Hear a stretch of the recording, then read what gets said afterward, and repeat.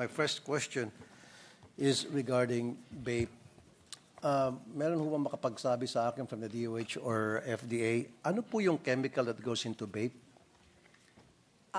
Well, actually, Mr. President, maraming chemicals talaga yan. Kaya nga ang mga health advocates and ang mga doktor, hindi ho sila, nilalabanan nila yung paniniwala na itong mga pag-vape healthier dahil napakaraming chemicals. Lalo na ho yung mga may flavor, hindi pa nga natin alam minsan kung ano yung nandyan dahil yung mga small companies kung ano-anong nilalagay.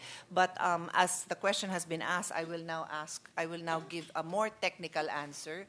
But I do know that it varies. Not one company has a single list of ingredients.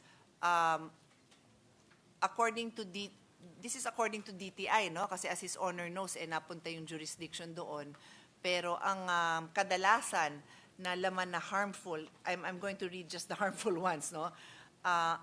Acrolein, acrylamide, acetamide, acetaldehyde, hydroxycarbonyls, dicarbonyls, propylene oxide, and polycyclic aromatic hydrocarbons. Ito po ay mga kinikilalang may mga carcinogens. And then, of course, yung mas kilalang harmful talaga ay yung nicotine at yung formaldehyde. Yes, exactly. Thank you, Madam Sponsor, Mr. President. Formaldehyde, yan po ating ginagamit pang imbalsamo, if I'm not mistaken. So, ibig sabihin, buhay pa yung mga nagbe-vape, inimbalsamo na. Parang gano'n natang lumilitaw.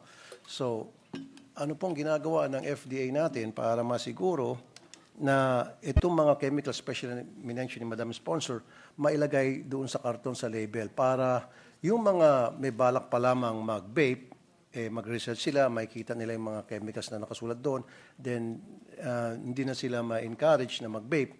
And then yung mga iba na nagbe-vape na, pag nakita nila yung nakasulat doon yung formaldehyde at alam nila ipang-imbalsamo yon, baka tumigil sila. So, pwede bang magkaroon ng sistema na ngayon ang DOH and FDA in coordination with DTI na para ilagay na yung mga chemicals that goes into vape doon pa lamang sa karton, sa labeling?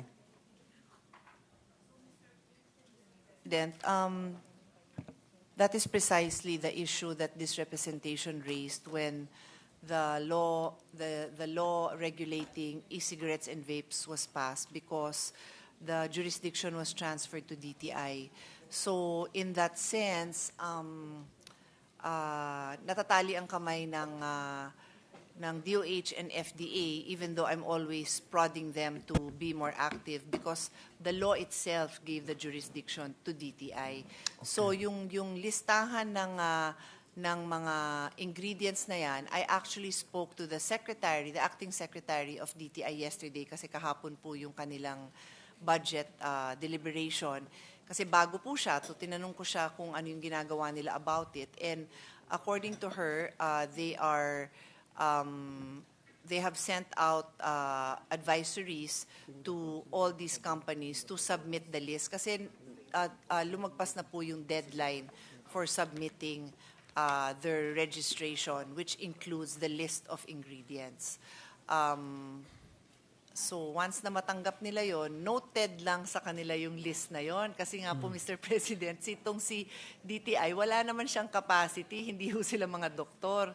So that is the sad reality. Kaya kanina, before we officially started, I was also telling the Secretary na, ano bang pwede natin gawin para matulungan sila dahil they're incapable of doing that job. Even though the Secretary assured me na nagmamalasakit siya at ayaw din niya ng ganon. Pero sabi ko, baka pwede kayong mag-usap dahil bago din ang secretary, anong bagong direksyon ang pwede nating kunin within the bounds of the law kasi nga nabigay yung jurisdiction sa DTI. Okay. Thank you, Madam Sponsor, Mr. President. In other countries like Singapore and China, banned na yung vapes, especially sa US, banned na rin yung mga flavor vapes, as you did mention, Madam Sponsor. So, hindi ba natin magawa yan dito sa Pilipinas kung nagawa ng ibang bansa na i-ban yung vapes, or special flavor vapes muna? Kasi yun yung very attractive to sa mga youth eh. Yung may mga flavor, strawberry, apple, etc. Yun yung very attractive sa mga bata. So, kung hindi na talaga natin mapigilan na payagan na magkaroon ng vape dito sa Pilipinas, at least man lang yung flavors, pagbawal para hindi maingganyo yung mga kabataan na gumamit ng vape. But are you for the banning of flavors? Oo. Okay. Okay. Okay. So, Mr. President, just a brief history to put on record for all our colleagues and listeners. Nung natakil yung syntax law, I think that was 2019, yun nga pinasok po as syntax law which included some provision. Well, it included the taxation of vapes. That's why doon sa law na yon, we included a provision that limited the sale of vape to no flavor and plain tobacco, yung normal na flavor ng tobacco and menthol.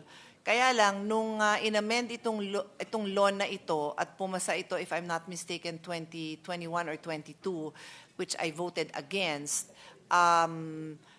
napasok na yung iba-ibang flavors. Nandun yung parang supposedly, and I really emphasize, supposedly safeguards na wag daw attractive to the children, pero the reality is, once you open that definition, it's there. So mag-aaway-away tayo what's attractive to the kids. And now, yun nga, one click, you will see all of this, mga cartoon characters, mga pink floral, etc.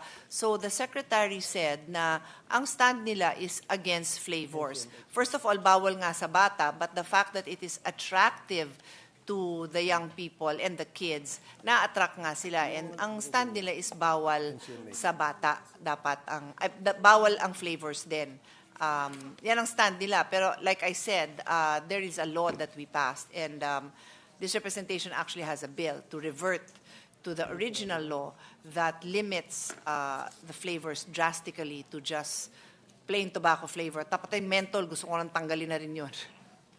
So, Madam Sponsor, Mr. President, so wala na tayong magawa tungkol dito sa pagpasok, paglaganap nito mga flavored vapes. So wala na, dahil batas na po yan, hindi na ho natin magawa ng paraan na magkaroon man lang ng regulation to ensure na ito mga flavored vapes ay hindi mapunta sa mga kabataan. Kasi ito pong gustong-gusto mga bata as young as 15, 16 years old. Makikita mo, may hawak-hawak ng mga vapes, mga estudyante, mga eskwelahan. So how do we go about making sure na ma-stop to yung mga bata ay hindi magagamit ng vape? Magagawa in the sense that yung implementation ng batas na bawal sa bata. Kasi yung bawal sa bata, bawal talaga. Kaya lang, yung in-expect na nga natin ng mangyari, pinayagan nyo, binabaan yung age dahil dati sanabi natin bawal at 21 years. Ngayon, ginawa mong 18. Ngayon nga, yung 18, kadalasan yan, high school, pinayagan mo na. So, yung makita nung mga grade 7, grade 8, na yung grade 12, pwede na palang mag-vape, nakakahawa po yun sa pananaw ng mga bata, di ba?